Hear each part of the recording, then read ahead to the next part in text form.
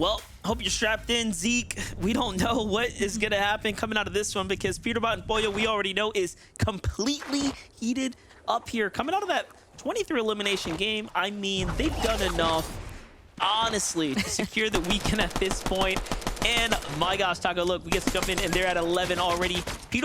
Here's a cool part. It's Pollo fourth zone. Fourth zone, and they're rocking the same loadouts. Like, so it's clear now that Pollo just prefers the pistol alongside the high fire rate AR, right? They just coupled together. It's just pressure nonstop.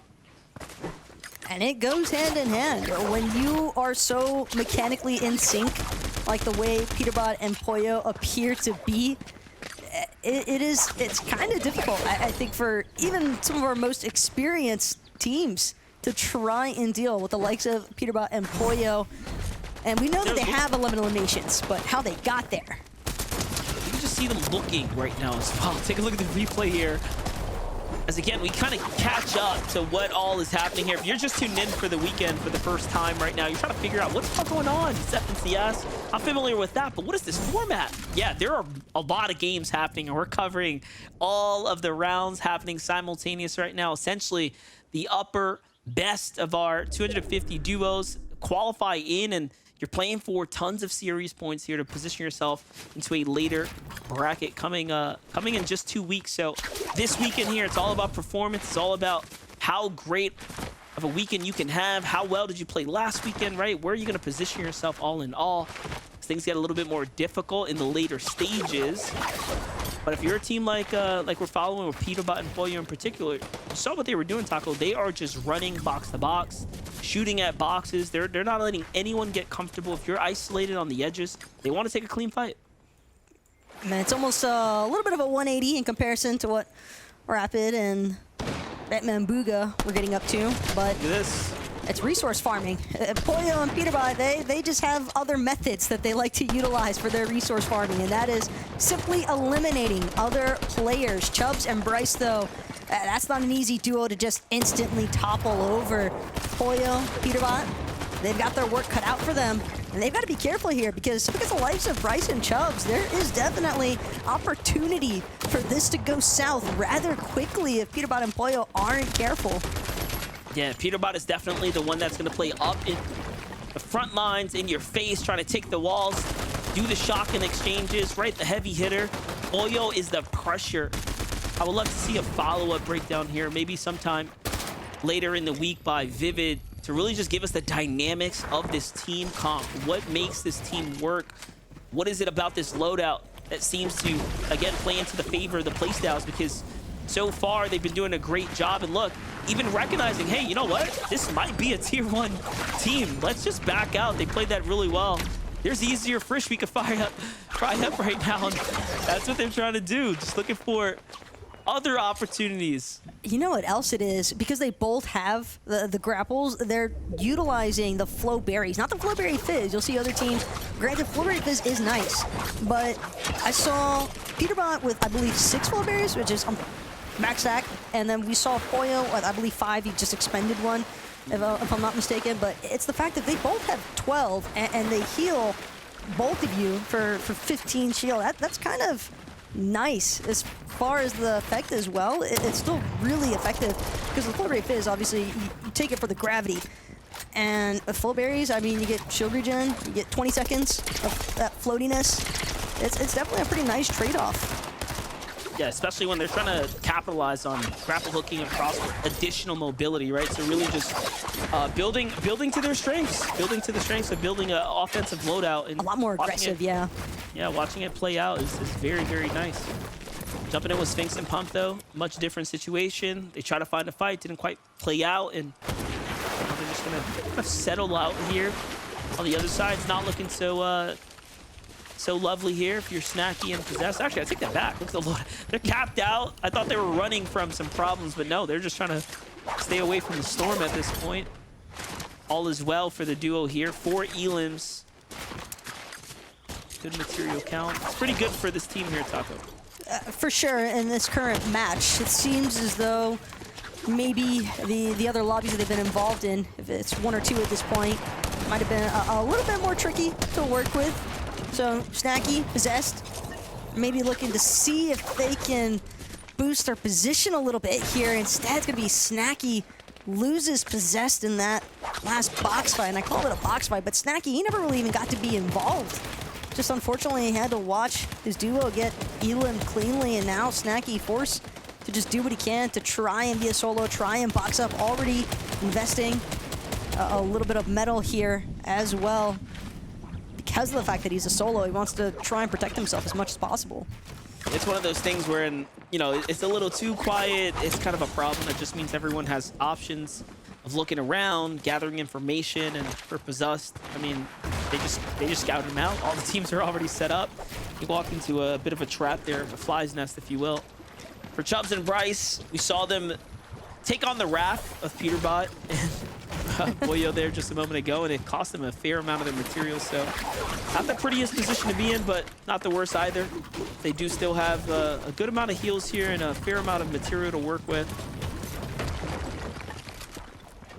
But it might not be exactly what they were hoping to leave that last exchange with.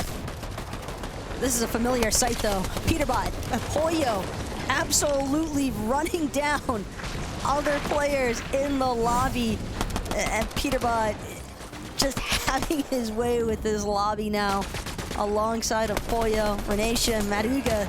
They've got to be careful. They're seemingly teed up to be the next victims, depending on how Poyo and Peterbot handle this. Well, let's watch it. 12 Elims right now, looking to continue to ramp up here. Should be another monstrous game. Should they cap out the material counts here? If they don't win this fight, it's going to be a troublesome end game. But all in all, the pendulum is swinging very much in their favor right now, at least from a surface glance. Wait, you see the above damage threshold? I just looked over. It's terrible. This is disgusting by Peterbot and Poyo in the best way possible, of course, but they are not the only team stuck in this engagement. Peterbot, you know, it's all fun and games up until you eat some massive blast from somebody else. So many teams. And notice, Boyo's like, oh, my teammate's hurt. Maybe I should get on over to his box. Peterbot was doing all that solo, guys. Like, he didn't have Boyo next to him. Boyo was off on his own little witch hunt looking for Elims too. So the sheer amount of confidence to break up apart from one another and try to find fights and comfortably do so and then just bounce back to your teammate, I mean, that alone tells a story on its own. So, you know, again, it's just another big game for them, and there's nothing no one can really do about it. And they don't have to get greedy either. Once they recognize, okay, there's way too much heat taking place inside of these edits, that was their cue to bail. They don't have to stick around much longer. And granted, even with them disengaging, Peterbot and Poyo likely just positioning themselves elsewhere that they could still look to attack other solos or duos. It really just depends on who encounters them first at this rate. But Ducky Slam Jam and Encrypted just trying to do their best right now to just slide their way. Actually moves a little bit more towards center zone here. And Ducky and Encrypted, honestly, not a half bad position for them to sit. I like the spot, right? Utilizing the additional gravity boost with the grapple up. You really do get to see how much more further you know, drive you get out of it. It's very, very nice, especially in a position like this where the lobby is, you know, kind of cut down a significant amount and there's not much obstruction in your way. Jumping over to Sphinx and Punk, though. Another one of our very much experienced teams here in the game. And they're on the front side of zone, sitting on their first elimination set right there, and the loot is very much available for them. Fortunately, Sphinx blocks his teammate on an accident, but I think everything's all right. For Sphinx, though, considering what he's probably considering if he should drop that Reaper since he didn't have any more heavy ammo for it. Maybe he's bankrolling on the fact that they might run into a box or something where there just happens to be some heavy ammo lying around that nobody else decided to collect. You know how crazy it can be when the congestion starts to build. Some of these lower layers. Poyo, though, wow. Peterbot, Poyo especially finishing what he'd started off a little bit earlier there. Bryce could not escape the clutches of Poyo after all. And now Peterbot, Poyo alongside each other.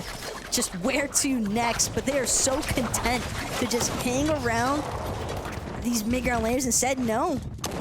Rotating even deeper with everybody else. Want to make sure they don't get too far behind the action. I'll be honest, I think Peterbot's seeing all these wood walls and he just can't help himself. He can't contain himself. I'm sure he's looking to jump into another box. Meanwhile, Batman Booga's like, bruh, I'm struggling out here. You got 14 elims, I barely got 2. I'm just trying to hold on. He's got the math, but no teammate. Rapids down. So one of the few FNCS duos that have come in, paired up with one another, not looking to try anything too drastic. I like how Batman Booga's still willing to fight for the territory, dude. Not afraid to get his hands dirty here. Woyo does manage to fall here, so Peterbot, bit of a desperate situation. 8 builds left here to work with. He's gonna need a refresh if he wants to stay alive any much longer. Might just be the opportunity right in front of him. There it is. That's a duo, though. Does have a teammate. Not anymore. Money gone falls. Yeah. Hasn't slowed down either. Maduga, wrong place, wrong time. That's the wrong person to take some shots at. Wow. Peterbot is an animal sometimes when it comes to displacing players in the low ground. No way. Oh, I thought that was another wood wall in front of him. He's going to get the 2 elims right there. So close, yet so far. But there it is. Finds the weakened wall. The 146 on the healthy player of the 2. And it might just be a matter of moments here before he gets the follow-up. And reading the zone perfectly. There's no pressure on him right here. 100 tag in the box. Edits his way out. He's just that mechanical. That's what we talked about. Sometimes there are just, you know, he has 4 medallions right now of difference. What does that do for him? What does 4 medallions do for him? I don't even know. Shield to 85. Like what? If he gets the last medallion, he can actually full regen his shield. Right now, he's just getting the 5 tick, getting that shield regen back up to 85. But Peterbot, he's still going. Just a one-man army at this point. Absolutely nasty with the precision. He's got duos on the run. It's incredible. Like, he doesn't even hit a shot, and I'm already impressed. And then when he does hit the shot, it's just like icing on the cake at this point. Look at him follow up and run down teams. That's another 2-piece, 12 elims now. Looking to get 20 secured on his own here. Fought his way into the top 10. Just a run. Just an absolute incredible run Peterbot just went on right now. And yeah, he may fall, but at the end of the day, he earned more points in just that streak of eliminations than most of these teams are in this end game right now. Sphinx with a beautiful shot here. It's up the pump. Clutch moment right now. 8 HP, not enough to stay alive though, Taco. But Ducky Slam Jam, we saw him a little bit earlier on. A nice clutch there as well, finding that final elimination. But the problem now is if the Tick has the med kits, and he does, that's going to be a heal off to finish things off for this lobby in particular, MDF. But what we witnessed as far as solo clutch runs were concerned, that was an absolute masterclass effort by Peterbot. Yeah, I don't even know if clutch is the right word. Like, it's almost unfair. Even with the amount of medallions he had, he was worth a player in its own, just starting to stack up his health. Man, what a game there. Luckily for the Tick, though, the threat was eliminated long before he had to worry about it.